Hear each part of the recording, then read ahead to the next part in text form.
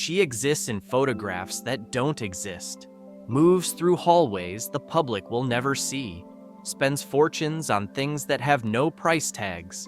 Princess Sarah bint Mashur Al Saud, the woman beside the most powerful man in the Middle East. And yet, you've probably never heard her voice, never seen her interviewed, never watched her explain a single decision. In a world obsessed with visibility, she's chosen something far more dangerous: invisibility with influence. While Instagram royals pose with handbags, she's reshaping how an entire generation thinks. While celebrity billionaires buy attention, she's buying the future itself. And the numbers? They're not just big, they're biblical. We're talking about a woman connected to a family worth over $1.4 trillion. Not millions. Trillion. With a T. The kind of wealth that doesn't just buy countries, it builds them from sand. But here's what makes her different. She's not spending it on what you think.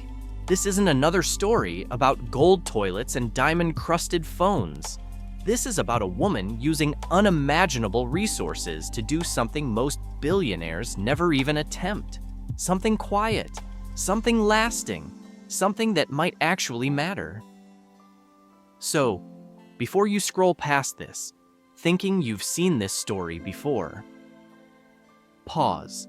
Because what Princess Sarah is doing with her billions isn't just unusual, it's almost invisible. And that's exactly how she wants it. Every year, the world's wealthiest women make headlines.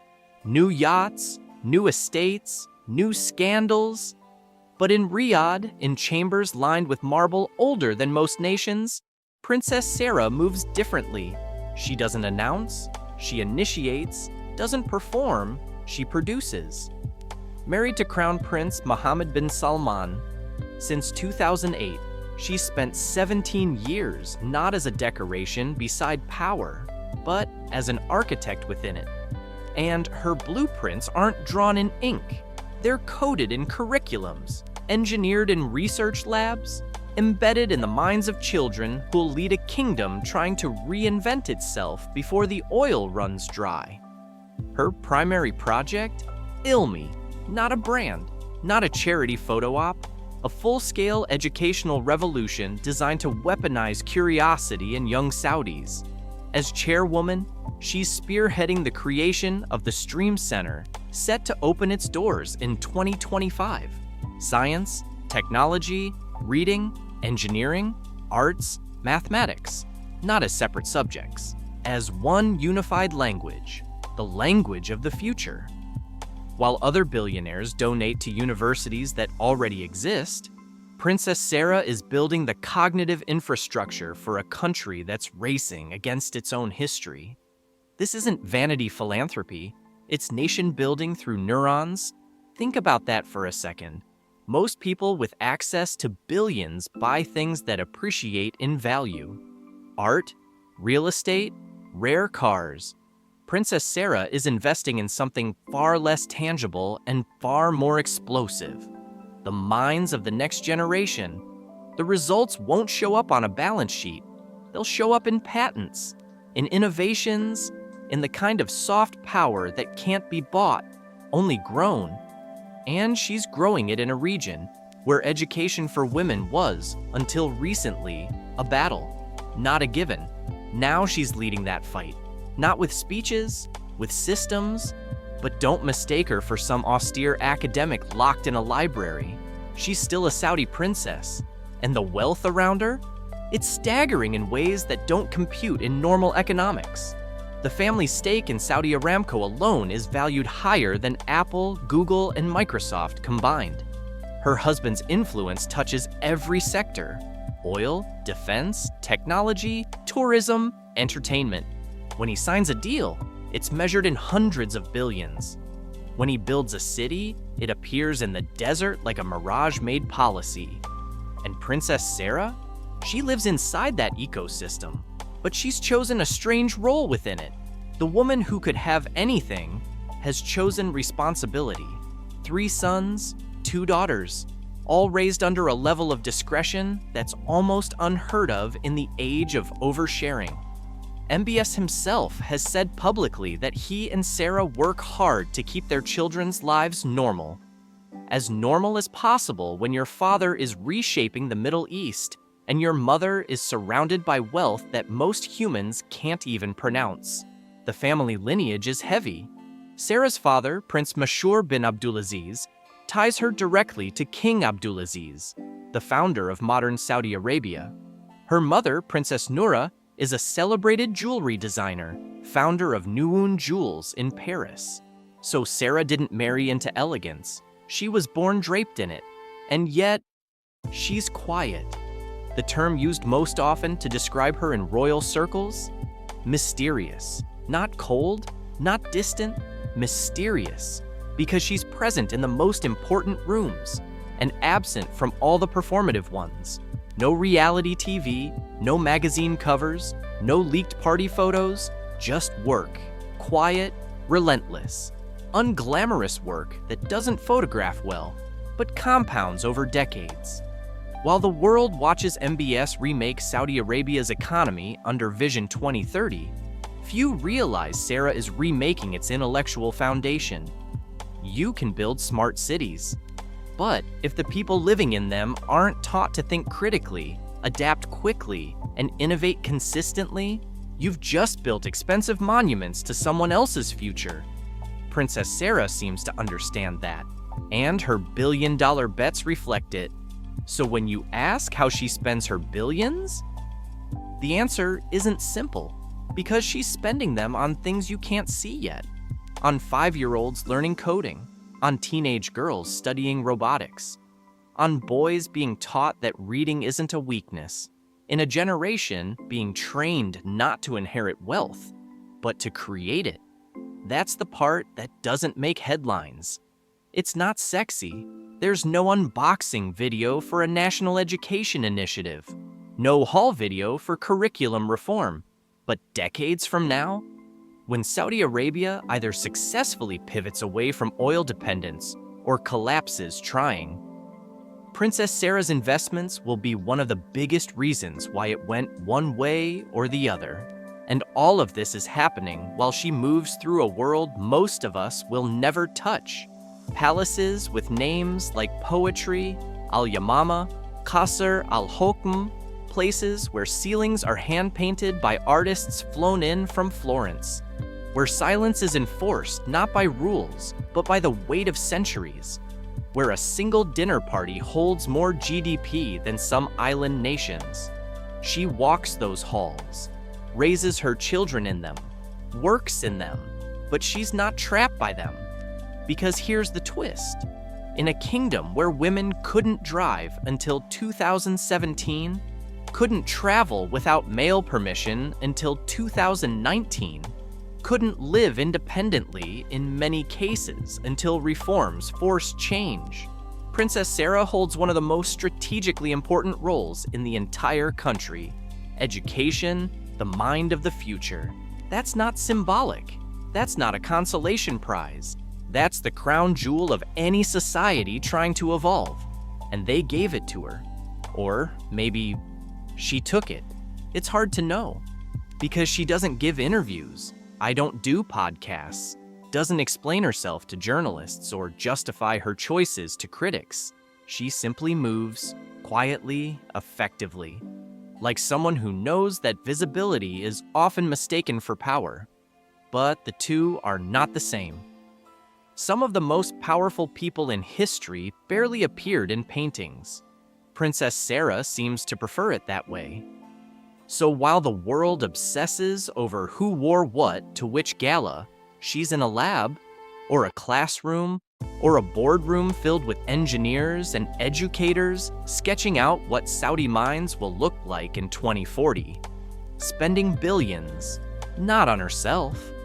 In the future, she'll never fully see. That's not the story we usually tell about billionaires, especially not billionaire royals. But it's hers. But let's not pretend she lives like a monk, because she doesn't. Princess Sarah exists in both worlds. the one that builds futures, and the one that enjoys the spoils of empires already built.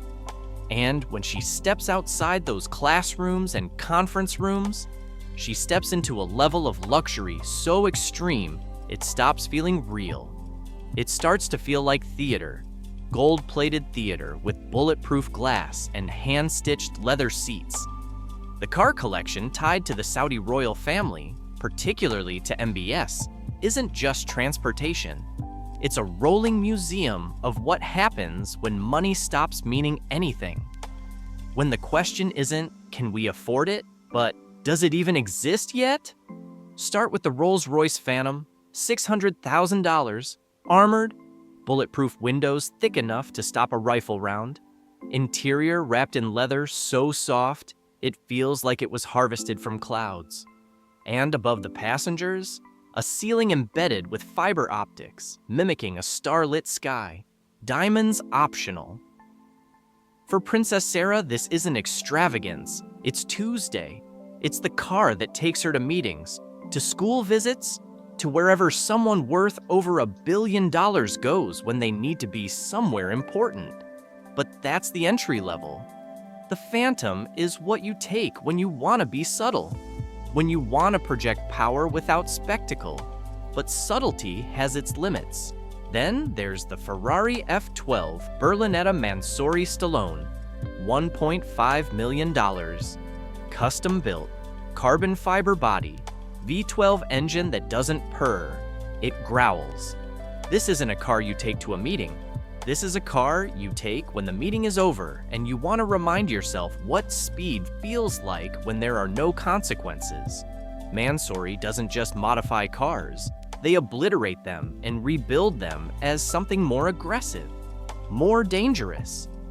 The Stallone is a weapon disguised as a vehicle, and it sits in a garage that holds more automotive value than most people's retirement funds. But even that pales next to the Lamborghini Aventador. Except this isn't just any Aventador. This one is gold-plated, 24 karat, $7.5 million. It doesn't reflect light, it commands it. When it rolls through Riyadh, it doesn't look like a car, it looks like a challenge. A middle finger to physics and taste and restraint. It's the automotive equivalent of screaming, "I can, so I did," in a language only billionaires speak. And Princess Sarah, whether she's ever sat in it or not, exists in the ecosystem where this is normal, where gold-plated supercars aren't insane. They're inventory. But the crown jewel, the one that makes every other car look like a used Toyota, is the Bugatti La Voiture Noire. $19 million. The most expensive car ever sold. Only one exists. One in the entire world. It's not black. It's the absence of light given form. Sculpted carbon fiber, an 8-liter W16 engine, top speed somewhere near 260 miles per hour. But you don't buy La Voiture Noire for speed. You buy it because no one else can. You buy it because exclusivity is the last luxury left when you've already bought everything else. And MBS bought it, not for function, for statement. For the same reason, ancient kings commissioned portraits. To be remembered, to be envied, to prove that in a world of billionaires, some are more equal than others. Princess Sarah may not drive it, may never have even touched it, but it exists in her world, in her driveway, in the same realm she occupies. And that says something about the altitude at which she lives, about the air pressure of that kind of wealth. It does something to perception, makes normal things disappear. $1 million watch stops registering as expensive. A private jet becomes a necessity. A gold car becomes just another car. But here's where it gets interesting. Because for all the machines and metal and horsepower, Princess Sarah's actual public appearances are almost non-existent. She's not the one posing beside the Lamborghini for Instagram. Not the one doing donuts in the Ferrari. She's invisible. And that creates a strange tension. All this luxury exists around her. But she's not performing it, not flaunting it, not using it to build a personal brand. It's just there, like oxygen, like gravity, part of the environment she inhabits but doesn't need to explain. Compare that to every other billionaire's wife on the planet. Most of them have brands, perfume lines, fashion collaborations, social media presences carefully curated to show just enough wealth to be aspirational, but not so much that it becomes grotesque. Princess Sarah has none of that. No posts, no products, no public persona, just proximity to power and the quiet assumption that she's using it for something. And she is, but not in the way we're used to. She's not selling anything, not even herself. And in an age where everyone is a product, that's almost radical. The cars, the palaces, the jewelry, all of it exists. But it's not the point. It's the set design, the background, the physical manifestation of a family whose wealth is so old and so deep that it doesn't need to be explained. It just is.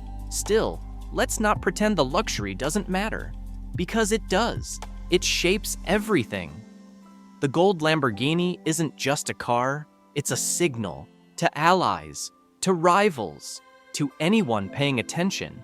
It says, we are beyond your rules, beyond your economy, beyond your understanding of what's possible. When MBS gifts a Boeing 747 to a foreign president, when he hosts dinners where the wine is older than most nations, when he commissions art that costs more than small countries' annual budgets, he's not being wasteful. He's being strategic. He's saying, we are players at a table you didn't even know existed. And Princess Sarah is at that table, not serving drinks, not smiling for photos, sitting, listening, contributing, shaping. Because that's what people miss. The luxury isn't the story. It's the entry fee. It's the cost of admission to rooms where the real decisions get made, where billion-dollar education initiatives get funded, where AI projects get greenlit, where the future of an entire region gets sketched on napkins between courses at a dinner most people will never even hear about. The cars are just cars, but the access they represent, that's priceless. And access is exactly what Princess Sarah has. Not because she married well, but because she was born into it, raised in it, and then expanded it. Her mother, Princess Noura, isn't just royalty. She's a jewelry designer, founder of Noon Jewels in Paris. That means Sarah didn't just inherit wealth, she inherited taste, craft, an understanding that luxury isn't about expense, it's about intention. Every piece of jewelry her mother designs tells a story, holds a legacy, becomes an heirloom before it's even finished. And Sarah carries that sensibility. You see it in how she presents herself on the rare occasions she appears publicly. No logos, no flash, just elegance. Quiet, devastating, elegance. The kind that doesn't announce itself because it doesn't need to. The kind that makes everything around it look loud. Her jewelry collection, rumored to be worth tens of millions, isn't costume. It's heritage. Diamonds that have names, emeralds with histories, sapphires pulled from mines that no longer exist. And unlike most billionaires who collect jewelry as investment, Sarah's pieces are designed by her own mother. That changes the equation. It's not just wealth, it's intimacy, legacy, a mother's craft worn by a daughter who now shapes the minds of a generation. There's poetry in that. Painful, beautiful poetry. But poetry doesn't pay for stream centers, doesn't fund AI research, doesn't build the infrastructure for a post-oil economy. Money does. Billions of dollars moving quietly through foundations and initiatives and programs that don't make headlines, but change trajectories. And Princess Sarah, for all the gold-plated Lamborghinis in her orbit, seems to understand that. Seems to know that the cars will rust eventually, the jewelry will be passed down, the palaces will crumble, but the minds she's shaping? Those will build the next century. That's where the billions are really going. Not into things, into people. And that's the part of the story no one tells. Because it's not sexy. There's no photo op for a funded curriculum, no viral moment for a scholarship program, no headline for a girl in Jeddah who just got accepted into an engineering program she didn't even know existed 2 years ago. But it's happening, quietly, relentlessly, funded by a woman who could spend her entire fortune on vanity and no one would blame her. But she's not. She's spending it on something harder, something slower, something that won't pay off in her lifetime. She's spending it on the future.